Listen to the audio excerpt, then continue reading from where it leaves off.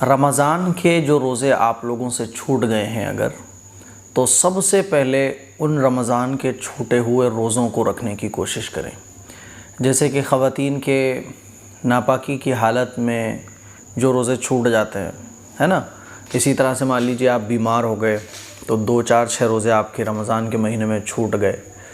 تو پہلی فرصت میں سب سے پہلا کام آپ کا یہ ہونا چاہیے عید کے گزرنے کے بعد کہ آپ اپنے قضا روزے رکھیں، ہے نا۔ ہوتا کیا ہے کہ جیسے شوال کے 6 روزے ہیں، تو نفلی روزوں کو پھر اتنا فوکس مت کرو، آپ کے جو قضا روزے ہیں ان کو فوکس کرو، کیونکہ نفلی روزے جو ہیں نا اس کے بارے میں آخرت میں آپ سے کوئی سوال نہیں ہوگا، اور جو فرض روزے ہیں جو ہمارے اوپر قضا ہو جاتے ہیں، کیونکہ فرض عبادت جو ہے نا وہ ہر حال میں ادا کرنا ضروری ہے۔ بیماری ہے اور آپ کی کوئی فرض عبادت چھوٹ گئی تو آپ کے اوپر وہ قضا لازمی ہے، جب بیماری سے آپ ٹھیک ہو جاؤ تو ان کو رکھو، پھر آپ اس عبادت کو ادا کرو۔ تو اسی لیے جو رمضان کے روزے ہیں نا وہ فرض ہیں ہمارے اوپر، اللہ کے حق ہیں بندے کے اوپر، اس میں سے ایک حق ہے پورے سال میں ایک مرتبہ رمضان کے روزے رکھنا، یہ فرض ہے، اور فرض ہونے کا مطلب یہ ہے کہ ہر حال میں اس کو ادا کرنا ہے آپ کو۔ اسی لیے رمضان کے مہینے میں جو روزے چھوٹ گئے ہیں اگر آپ کے، تو پہلی فرصت میں آپ نفل روزوں کو اتنا فوکس مت کرو پھر آپ، بلکہ آپ کے اوپر جو قضا روزے ہیں ان کو رکھنے کی کوشش کرو جتنی جلدی ہو سکے، کیونکہ موت کا کچھ نہیں پتہ۔ مان لیجیے آپ کے اوپر فرض نمازیں ہیں جو آپ کی چھوٹی ہوئی ہیں، یا فرض روزے ہیں جو آپ کے کچھ چھوٹے ہوئے ہیں، اور آپ کی موت آ گئی، مان لیجیے آپ کا وقت آ گیا اور آپ اس دنیا سے چلے گئے، تو آپ قبر میں پہنچ جاؤ گے اور آپ کے اوپر آپ کے نام اعمال میں لکھا ہوگا کہ اتنی نمازیں اس کے اوپر قضا، اتنے روزے اس کے اوپر قضا۔ سمجھ رہے ہو؟ کیونکہ نفلی عبادتیں فائدہ تب دیتی ہیں جب فرض عبادتیں ہماری پوری ہو رہی ہوں، اور اگر کوئی شخص فرض عبادت کو مکمل نہیں کرتا، نفلوں کو فوکس کرتا ہے بس، تو پھر یہ نفلیں کوئی فائدہ نہیں دیں گی آخرت کے میدان میں، کیونکہ اللہ تعالیٰ سب سے پہلے فرض عبادت کا حساب لے گا۔ 5 وقت کی نمازیں پڑھی تھی کہ نہیں پڑھی تھیں، فرض روزے رکھے تھے کہ نہیں رکھے تھے، حج اگر فرض ہو گیا تھا تو حج کیا تھا نہیں کیا تھا۔ جیسے مان لیجیے کسی کے اوپر حج فرض ہے،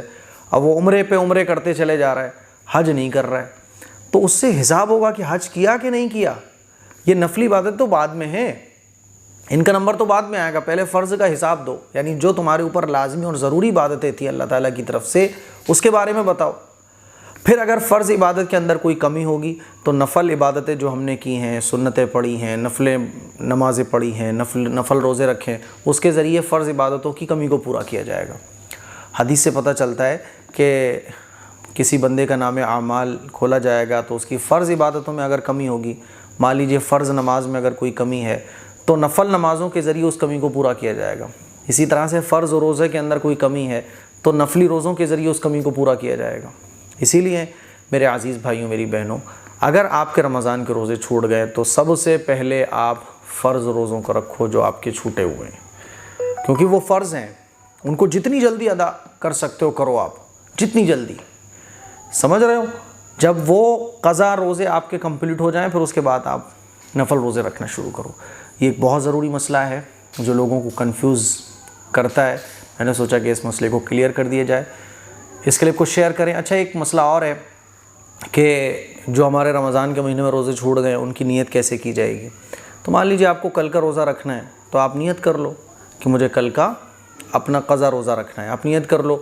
مان لیجیے آپ کے 6 روزے چھوٹ گئے تھے رمضان کے مہینے میں، تو آپ نیت کرو کہ سب سے پہلا روزہ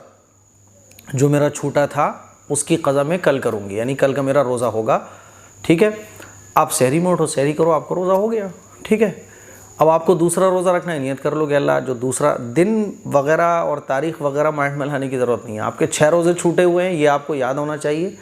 اور اگر یہ بھی یاد نہیں آ رہا ہے تو اندازہ کر لو کہ زیادہ کے روزے کتنے آپ کے چھوٹے ہوں گے، 8 10 12 6 7۔ اندازہ کرنے کے بعد ایک نمبر لکھ لو، مان لیجیے آپ نے اندازہ کیا اور اندازہ کرنے کے بعد آپ کے ذہن میں آئے کہ 7 روزے آپ کے چھوٹے ہوئے ہیں، تو ایک روزہ رکھو، پھر دوسرا روزہ رکھو، پھر تیسرا، اس طرح سے 7 روزے کمپلیٹ کر لو، ٹھیک ہے۔ تو مجھے امید ہے یہ مسئلہ آپ کو بہت اچھے طریقے سے سمجھ آ گیا ہوگا۔ اس کو شیئر کریں، دوسروں تک پہنچائیں۔ السلام علیکم ورحمۃ اللہ وبرکاتہ۔